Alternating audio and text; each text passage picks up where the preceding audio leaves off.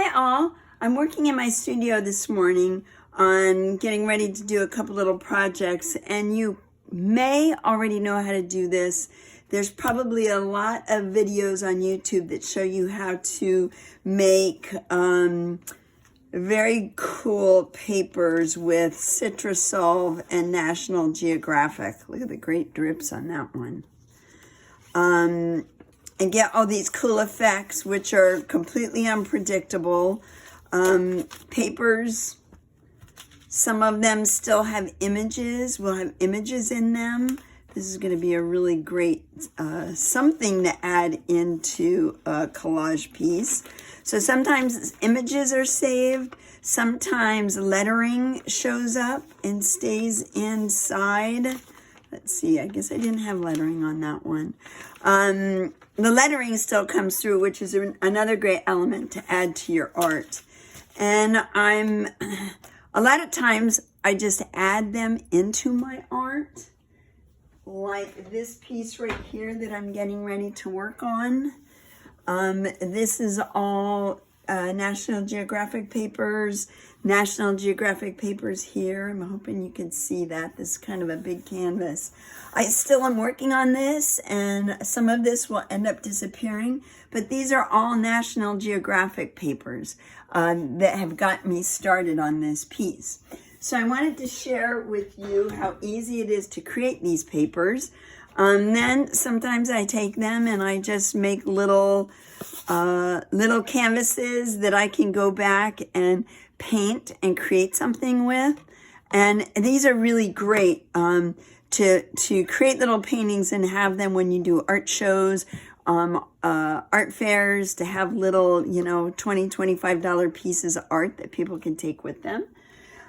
So here is how you do it. National Geographic, we all love them, can't get rid of them. Go through, pull out, there's usually a map that you can use for something else. I try to pull out any little, ads or the little subscription cards, so this kind of thing, so that doesn't get in my way. Now, it used to be, and I find it still to be true, that all the ads in the back of the National Geographic and the ads that are in the front typically are not the same type of paper and the same type of ink. So those do not work as well. I don't waste my Citrasolv on those. I pretty much stick to the inside, and look, these are slugs. This is going to be pretty amazing. I'm hoping colorful paper with that. But, you never really quite know what's going to turn up or how it's going to turn out. So the important thing is Citrasolv. And you want to make sure to use the concentrated cleaner part of the Citrasolv. Don't buy the watered down version that's in a spray bottle. Buy the Citrasolv cleaner degreaser. It's essential oils, it's non-toxic, and it smells really good. So what I do, get off the child-proof cap, and let me see what I have to get into that. Maybe these little tiny scissors will do it. There we go. Get rid of that. And I take my Citrasolv. Make sure that you're working in an area that, not on a piece of fine furniture. I always lay a towel down. And then I put my finger over the opening. And I start paging through. And the way you get these cool craters that happen in the print is you have to sprinkle it. Spraying it is not going to work the same. So let's get, oh, that could be kind of cool. And I just kind of sprinkle and then keep on going.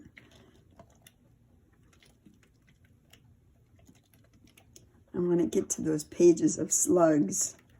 And I'll do just about the whole magazine. That could be neat. There we go. Some of them, aren't going to be that exciting color-wise, but there'll be some cool textures. But wait until you see what's up here about to happen. Are these great? These are all slugs, snails and slugs. And I'm hoping that this ink does its trick and let some of that color come through. Oh, look how fabulous that's going to be. Some of them not too interesting, so I just kind of buzz through that. This might offer some nice colors up. And I just keep on going. That could be nice. Oh, that'd be pretty. You just never really know what you're going to end up with.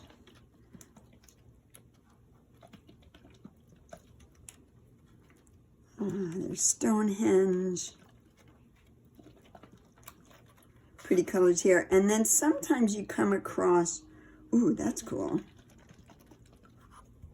Sometimes you come across pages that will open up onto themselves. You know, the little fold outs. This is really pretty, but this could be really cool. Close that back up. Do a little sprinkle in there. That's a great color.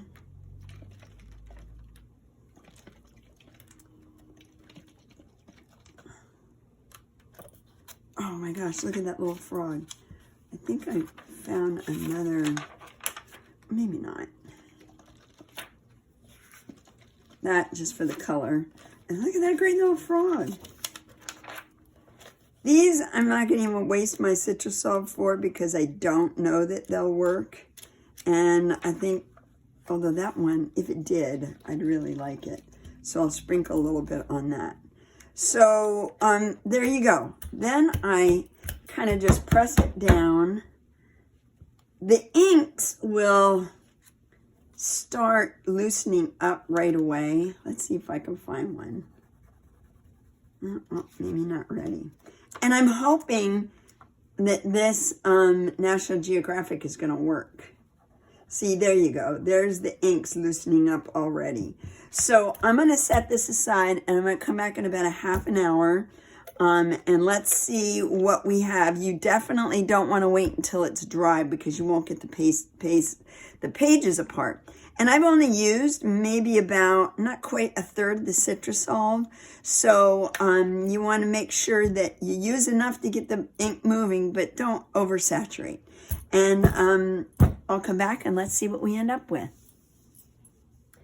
Okay, so now I'm back. It's probably been about 15, 20 minutes, half hour at the most. And let's see what we got going. So back pages, I didn't really do anything. The pages are still very wet, and I'm hoping, let me move my light, and hopefully you don't get a glare and you're still able to see what's happening. But look at these cool pages that are, and they just come out. They're just falling out. Let me get that separated. I mean, that's pretty cool. I'm really liking that. So now is a good time to start. If you see things you like, pull them apart. Pull them out, and they dry pretty quickly. But I wanted to show you, hopefully you're still in frame. And let's see, is that creating not too bad of a glare. But I want to find a dark ink page because you can kind of manipulate the ink. Let's see. That's kind of one. I know we had a couple really dark pages in here. Oh, that's one of the slug pages. So is that.